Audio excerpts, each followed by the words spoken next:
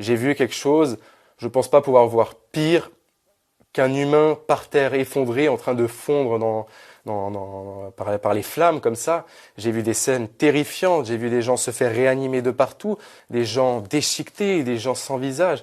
J'ai vécu l'horreur et je sais qu'aujourd'hui, je vois pas comment ça pourrait être pire. On arrive, on voit un mouvement de foule énorme, on voit des gens de partout, des premières personnes torse nu par terre, des brûlures de partout, ça crie, c'est effrayant. C'est une scène de film d'horreur, j'ai envie de dire.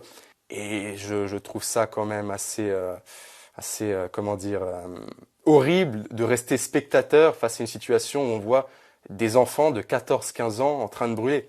Et on reste là sans rien faire. Donc on a décidé d'aller agir. On a vu qu'il n'y avait pas encore beaucoup de pompiers. Il y avait un seul camion de pompiers qui était là. Donc on est allé, mon père le premier, moi derrière en suivant, pendant que tout le monde s'écartait. On est rentré et puis à partir de là, on a commencé à sauver.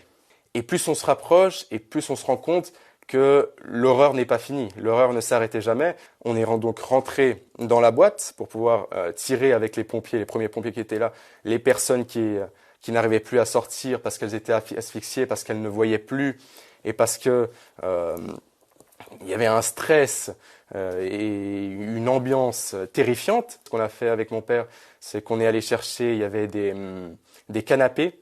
Donc les canapés étaient faits à base, c'était une base métallique, puis des coussins par-dessus. Donc on a retiré tous les coussins et on s'est servi de ces canapés comme civière en fait, parce que les premiers pompiers étaient là, mais il y avait beaucoup trop de personnes blessées, inconscientes.